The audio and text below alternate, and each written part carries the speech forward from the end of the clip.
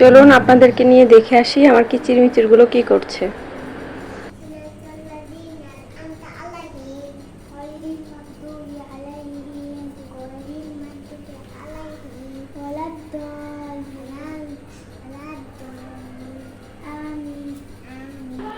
এই যে দেখেন আমার মেয়েরা টিচার টিচার খেলতেছে, একজন টিচার আর একজন স্টুডেন্ট। আমার বড় মেয়ে আরবি টিচারের কাছে পড়ে, সে টিচার কিভাবে পড়ায় তা ফলো করে রাখছে, এখন বোনকে সেভাবে টিচিং করতেছে।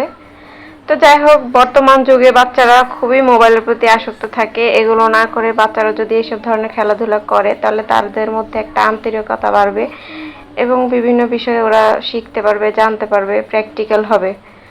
বর্তমান যুগে বাচ্চারা বেশি সময় মোবাইলে নষ্ট করে। আমি ওদেরকে চেষ্টা করি মোবাইল না দেওয়ার জন্য। ওদের বাবাও এ ব্যাপারে খুব স্ট্রিক্ট যে মোবাইল টোটালি হাতে দিবা না, কারণ মোবাইলে এমন জিনিস আসছে অনেক সময় আমরা দেখি না, যেটা বাচ্চারা দেখলে হয়তো বা তাদের জন্য ক্ষতিকর। তাছাড়া মোবাইলে কার্টুন বা অন্যান্য জিনিস দেখলে ওদের চোখেরও ক্ষতি হয়।